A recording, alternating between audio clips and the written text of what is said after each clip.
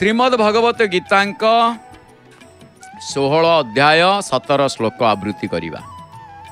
16 अध्याय 17 श्लोक भगवत प्राप्ति लक्ष्यरु विमुख होइतिबा आसुरी संपत्ति संपन्न मनुष्यंक दुराचारर फल नरक प्राप्ति बोली कहि सारी दुराचार द्वारा प्रथित दुर्भाव कारणरू सेमानंकर वर्तमान की भयंकर दुर्दशा हेउछि एवं भविष्य रे तार परिणाम कौन हेबो ता बुझेबा पई भगवान 17, 18, 19, 20 चारोटी श्लोक रे वर्णना करुछंती। से प्रकरण आरंभ करुछंती। सेथिरु प्रथमे आमे सप्तदश श्लोक देखिबा। सप्तदश श्लोक माने 17 श्लोक। कारण भल भाव देखंतु, बुझंतु न बुझंतु गीता पढ़ंतु, बुझी पारछंती, आउ भल लागू न लागू टिके पिता खातु। सप्ताह के गोटे दिन निश्चित भाव में पिता खाइबा आवश्यक। तेबे आसंतु कौन लेखा से कह जाइछि, बुझु न बुझु पढ़ गीता, रुचु न रुचु खाओ पिता। तेबे श्रीमद् भगवत गीता जहाँ दैवासुर संपद जोग सप्तदश अध्याय बा 17 अध्याय कौन लेखाई आत्मसंभावित स्तब्धा धनमान मदान्विता यजन्ते नम यज्ञैस्ते दंभेना विधिपूर्वकम्। आत्मसंभाविता निजकु सबुठु अधिक पूज्य मने करुथिबा व्यक्ति विशेष। स्तब्धा अभिनयी। पुणी कौन धनमान मदान्विता अर्थ धन और मानरे जी प्रमत्त। यजन्ते नाम यज्ञस्ते से मनुष्य कौन हुंती ना दंभेना विधिपूर्वकम दंभ सहकारे दंभेन अविधिपूर्वकम अविधिपूर्वक नाम यज्ञ ही नामर प्रसिद्धि पाई यज्ञ रे यजन्ते माने आहुति दियंती। तेणु सरल भाषा रे कहबाकू गले निजकु सबुठु अधिक पूज्य मने करुथिबा अभिनयी, जो मानक पाखरे विनय भाव न थाए तांको अभिनयी। धन और मानरे प्रमत्त मनुष्य माने दंभ सहकारे अविधि पूर्वक केवल नामर प्रसिद्धि पाई कि यज्ञ करंती।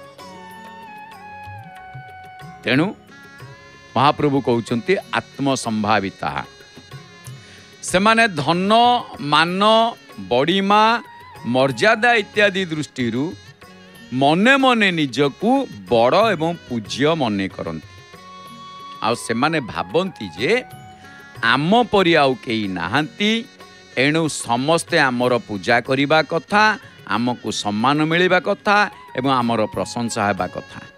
तेणु वर्ण आश्रम विद्या बुद्धि पद अधिकार योग्यता इत्यादि रे आमे सर्वश्रेष्ठ। एणु समस्ते आम मन मुताबक चलवा उचित। तापरे स्तब्धा। स्तब्धा कहले से माने कहा आगरे विनम्र हुअंती नाही। आउ कौनसी संत महात्मा एपरिकी भगवान आसंतु पछे से माने तांकु नमस्कार मध्य करंती नाही। से माने तो निजकु ही बड़ बोली भाबंती, पुणी कहा आगे नतमस्तक हेबे बा काहाकु नमस्कार करिवे। कोउठी कौनसी कारणरू जदि बाध्य होई मुंड नुआइबाकू पड़े तेबे अभिमानर सहित टिके मुंड नुआई दियंती। एवं सेमानकठारे एई भली बहुत अभिनयी भाव रही है। या कहा जाए अभिनयी भाव। पुणी कौन ना लिखिले धन मान मदान्विता। से माने कौन करती धन और सम्मानर मद। मद अर्थ ये निशा। धन आउ सम्मानर निशा रे सदा बेले मत होइकी रही था, मतुआला होइकी रही था, माताल होइकी रही था। से माने धन दौलत परिवार घर बाड़ी इत्यादि मदरे विभोर हो जाता। कहा साथी रे जदि टिके चिन्हा परिचित हो गला सेतिपाई मध्य सेमानंकर मनरे गर्व आसी जाए। एभली लोके भाबंती मते तो बड़ बड़ मंत्री मध्य जानती मो पाखरे एमिति शक्ति अच्छी जे जहाँ इच्छा ता पाई पारिबी एवं जहाँ को इच्छा ताकू मारी दे पारिबी। तेणु धन और सम्मान ही सेमानकर एकमात्र आश्रय। ए सबू को नहीं सेमानकर गर्व बढ़ी जाए और छाती फुली उठे। एणु सेमाने एगुड़ी को श्रेष्ठ मने करते। तेणु यजन्ते नाम यज्ञस्ते दम्भेन एठी सेमाने कौन करती ना दंभ देखाई नामर ख्याति पाई यज्ञ करती। केवल देखे हवा उद्देश्य रे एवं निजर महिमा विस्तार करने उद्देश्य रे ही यज्ञ करती। तेणु लोक मानक उपरे आमर प्रभाव पड़ू एवं सेमाने आम प्रभाव रे प्रभावित हुंतु सेमानकर आखि खोली जाऊ आमे केमिति से कथा सेमाने टिके जानतु इत्यादि भावना रखिकी यज्ञ करंतु। या थाए उद्देश्य जे संसार आमर ख्याति हो प्रसिद्धि हो यही सब उद्देश्य रे सेमाने कौन करती यज्ञादि कर्म सबू करिथान। तेणु महाप्रभु कहउचंती लौह स्तंभ किबा उच्च पर्वत जेमिति मुंड नुआइबा जाने नाही आसुरी प्रकृतिर लोक मध्य सेही स्वभावर। से निज स्वार्थ सिद्धि द्वारा ही संतुष्ट। से अन्य को काठी कुटा ठारू हीन बोली मने करि थाए। हे अर्जुन एमाने केवल कामिनी कांचन कादम्बरी रे मत हेई कर्तव्य कर्तव्य भूली जाई थांती। एभली व्यक्ति को त्याग यज्ञानुष्ठान करिबा कथा कहिबा वृथा। आउ बेश्या जेपरी निज ग्राहकों आश्रय रे रही निजको सौभाग्यवती मने करि थाए सेही भली आसुरी प्रकृतिर लोक निज बड़ीमा लगी निजे डिंडीम पिटी अभिमान रे बुकु फुले चली थाए।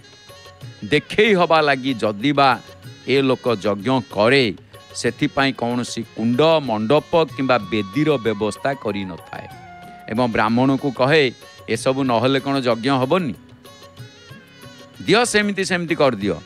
दैवात ता कान रे देवता किंबा भगवान को नाम पड़ीगले नाक टेकी छी छाकर करि थाए।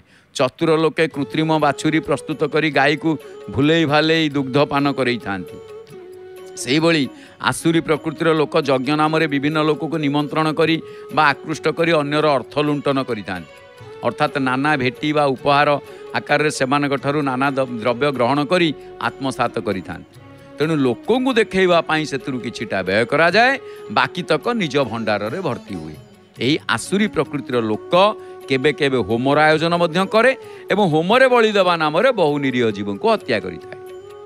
आगामी पर्याय रे 17 श्लोक तो आपण श्रवण कले 18 श्लोक रे कौन महाप्रभु कहउचंती आमे आगामी पर्याय रे अवगत हबा। तेबे आसंतु एथर जानि नबा श्रीमंदिरर किछि जानिबा कथा। श्रीमंदिरर जानिबा कथा कौन ना आज श्रीमंदिर